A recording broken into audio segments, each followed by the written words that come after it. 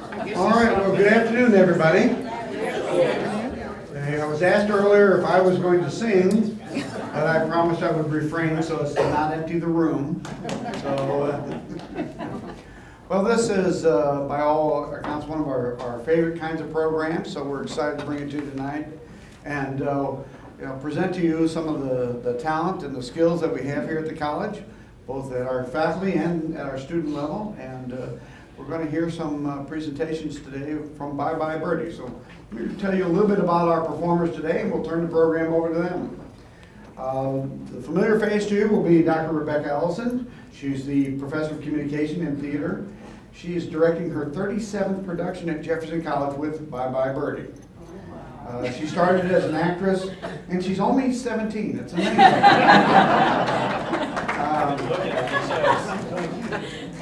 She started as an actress in a production of Peter Pan many years ago, playing a lost boy, and progressed to directing in the 1990s at Marion High School in Marion, Illinois. She came to Jefferson College in 2000 and is celebrating 15 years at the college and 21 years as a teacher this very month. Joining her today is Mark Trautwein. He's an adjunct instructor of music. He's a rehearsal accompanist and orchestra conductor. This is Mark and Rebecca's 17th musical production directing together. Cast members joining us today include Ashley Rudolph, who is an adjunct instructor of English, and she is playing Rose Alvarez. This is Ashley's third musical at Jefferson College, having previously performed in the 1940s Radio Hour and as Rizzo in Grease. Everybody likes Rizzo. Dalton Mathis is a student here at the college, and he's playing Albert Peterson. This is his second musical after playing Danny in Grease, but his seventh production with the theater department. And last but not least, Whitney Wolcott is also a student at Jefferson College and is playing Kim McAfee. This is Whitney's first musical production with the theater department, but her sixth production overall. So, would you please help me welcome our performers to our stage?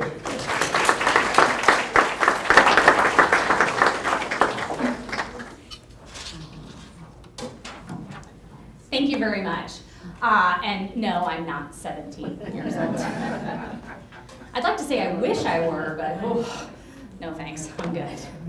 All right, do we have a little clicker? Something? Which one? It's the top one. Okay, thank you.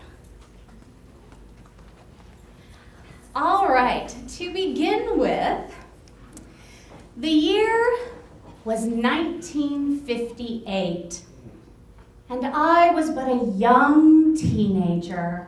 Oh, wait, no, wasn't even born yet. All right, 1958, all across the nation, you could find young girls and young women enacting the following scene. Oh, the hysteria. And this behavior soon followed. Yes, having to be dragged away by the police. And not long after, this. Yes, the smelling salts were needed. But what you may be asking yourself is, why? Why were young women crying, screaming, needing smelling salts to be revived, being dragged away by the police? What could possibly have caused this mass hysteria? Elvis. Yeah. And apparently I saw on Facebook, he is still alive. Is he here today? Anyone? In the building? No. He has left the building. Yes, it is this man who started his career at age 18, teaming up with guitarist Scotty Moore and bassist Bill Black. They recorded That's All Right and Blue Moon of Kentucky. He then went on to such single hits in 1956 and 1957 with Don't Be Cruel, Hound Dog, Love Me Tender, All Shook Up, and of course, Jailhouse Rock. He generated such immense controversy with his hip, gyrating performances. Why, Ed Sullivan didn't even know what to do with him. And then it happened. 1958, the year. Hysteria swept our nation because Elvis Presley went into the Army. Oh my gosh. Young and old alike didn't know what to do. 2 years they would have to be without Elvis. What was a young girl, a young woman, a young man to do without Elvis?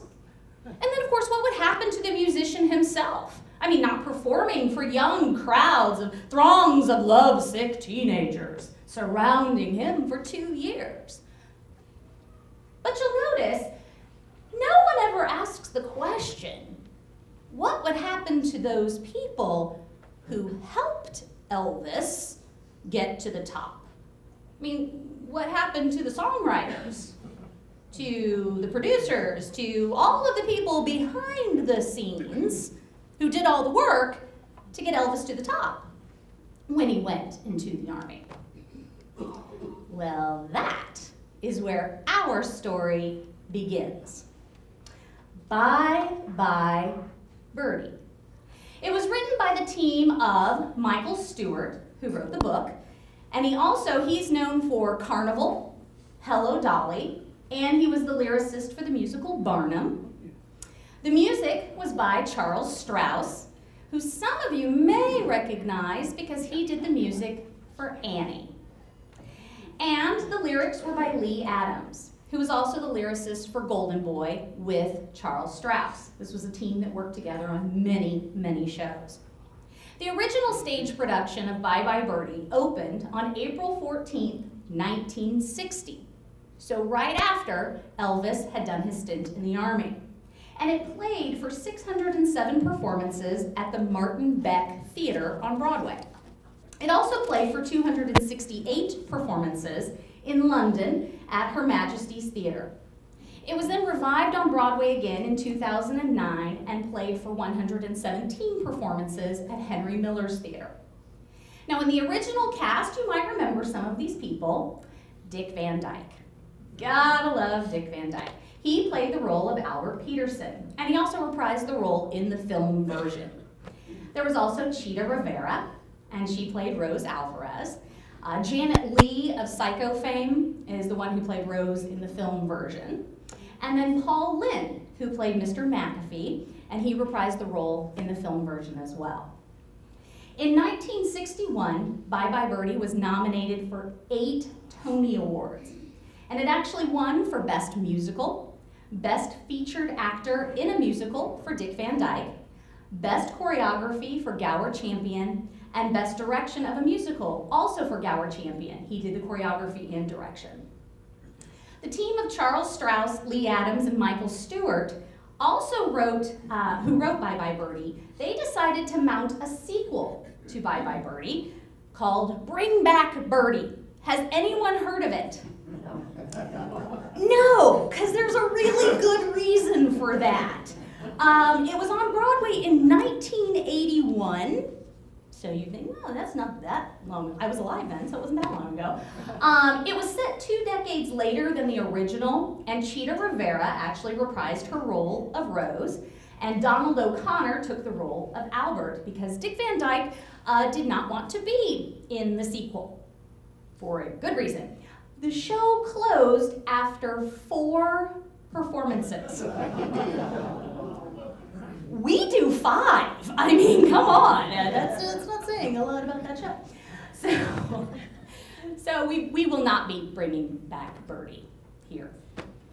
But about the title character, let's learn a little bit about Conrad Birdie. Well, if you haven't guessed it yet, he is based on Elvis Presley, hence the beginning, and Presley's induction in the Army in 1958. Let's begin with his name, Conrad Birdie. Boy, it doesn't sound anything like Elvis Presley, does it? Well, the character certainly looks and sounds like Elvis. When you come to see the show, you'll see that. He wears the leather pants. He rides a motorcycle. He's got that sly little smile. But the name? Well, Charles Strauss and Lee Adams didn't want a name that was too close to Elvis Presley because they didn't think it was safe since they were doing a parody of Elvis. And also, they happened to find the name of singer Conway Twitty. Does everybody know Conway Twitty? Yeah. Well, they thought his name was kind of humorous, and they found it safer to parody him, so they went with that. So Conway Twitty became Conrad Birdie. And interestingly, Conway Twitty was in the US Army first before he became a singer. Ironically also, the show's producers wanted Elvis Presley to play the role of Conrad Birdie in the production, and Elvis wanted to do it. But guess who said no? Colonel Tom Parker, if you'll remember him, his manager, refused to let Elvis play the role of Conrad Birdie since it was spoofing him. So we could have seen Elvis in the original production. So now it's time to learn a little bit about the spoof. The story. Bye Bye Birdie is the story of a rock and roll singer, Conrad Birdie, who is about to be inducted into the Army. But what about those who helped this up-and-coming rock and roll singer move up in the world? Well, that's Albert and Rose. Albert Peterson, being played by Dalton Mathis, is a very pleasant, mild-mannered young man who just wants to keep his company, Almalu Music Corporation, wants to keep it afloat, wants it to succeed, just to please his mama. And then there's Rose, played by Ashley Rudolph, and she just wants Albert. That's pretty much it. She just wants him. She wants him to get it together.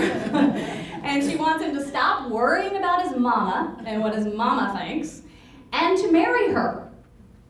Finally, after many, many years of waiting. But the other thing is she also wants him to stop living his mother's dream of Almalu Music Corporation and be who he is meant to be, which is an English teacher.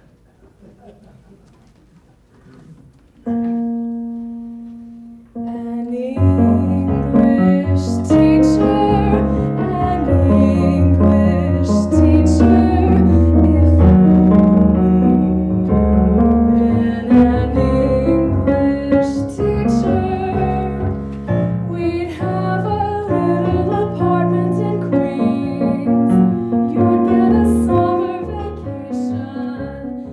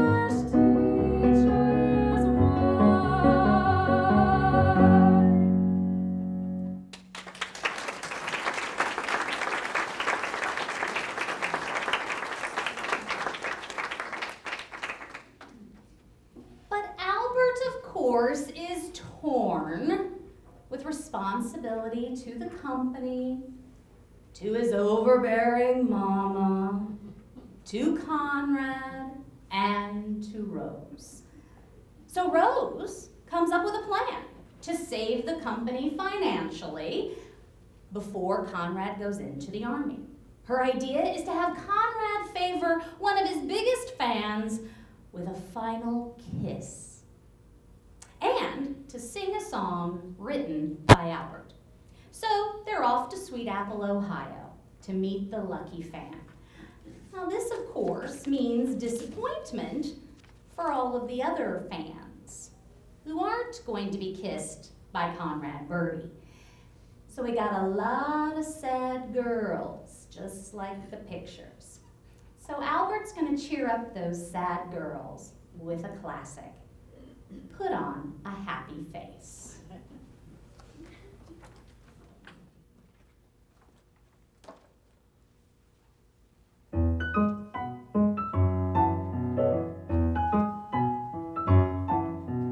Gray skies are gonna clear up, put on a happy face, brush off the clouds and cheer up, put on a happy face, take off the gloomy mask of tragedy, it's not your style, you look so good that you'll be glad you decided to smile, pick out a pleasant outlook, stick out that noble chin, wipe off that full of doubt look, slap on a happy grin, and spread sunshine all over the place. Just put on a happy face.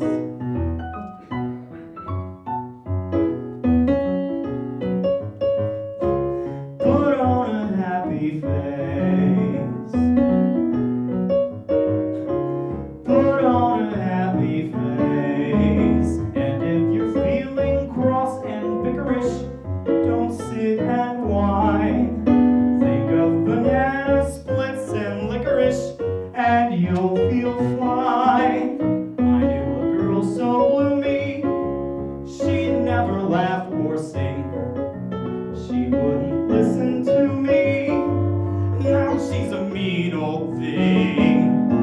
So spread sunshine all over the place. Just put on a happy face.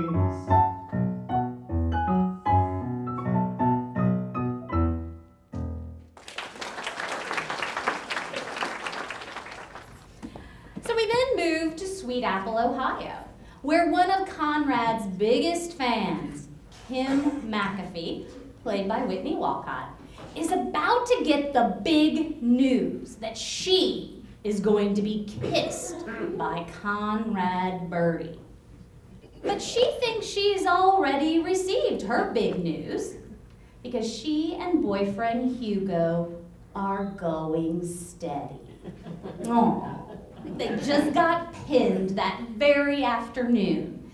And now young Kim McAfee sees just how lovely to be a woman.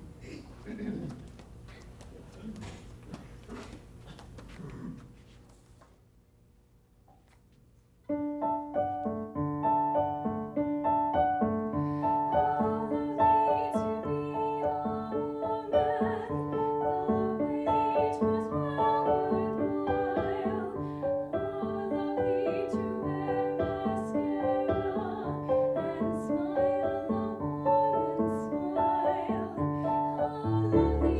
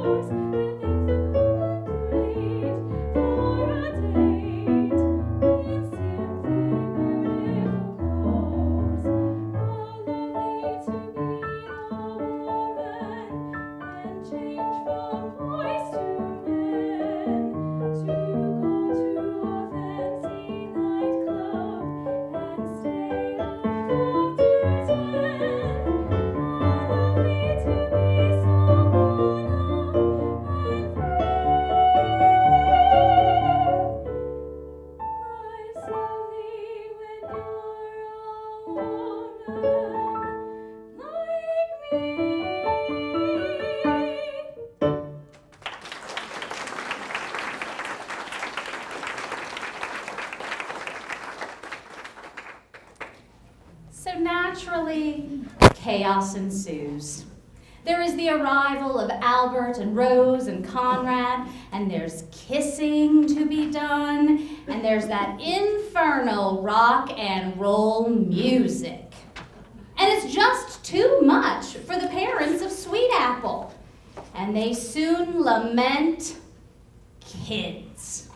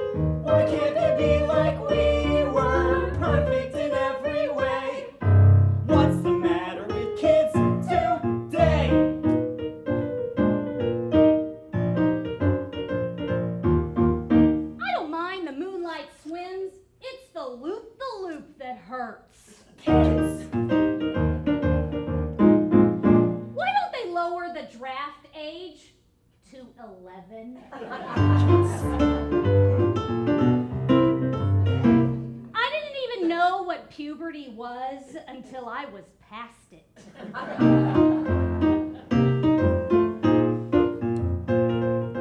Kids, they are just impossible to control. Kids, with their awful clothes and their rock and roll. Why can't they dance like we did? What's wrong with Sammy K? What's the matter with kids today?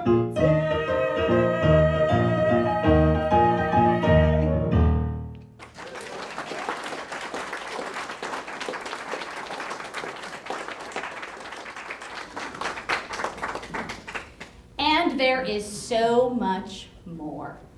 And all will be performed by a cast of 30 students and community members. And with more than just a piano, although beautifully played but today by Mr. Mark Troutwine.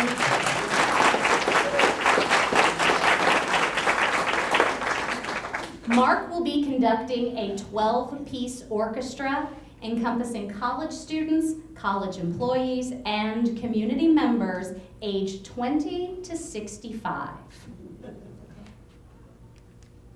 So the performances of Bye Bye Birdie will be on June 19th at 8 o'clock, the 20th at 8. The 21st is our matinee, and it's Father's Day. What a better gift.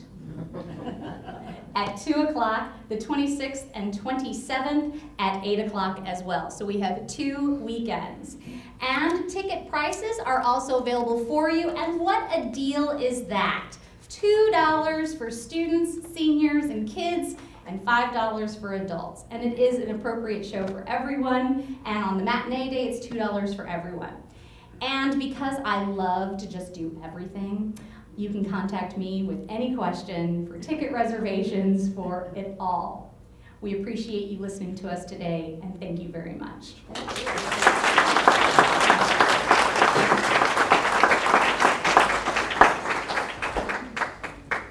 All right, well, it's hard to believe that will wrap up our speaker series for this year. We'll be back in September, so keep your eye posted. We'll have the programs out shortly. But let's give one more round of applause.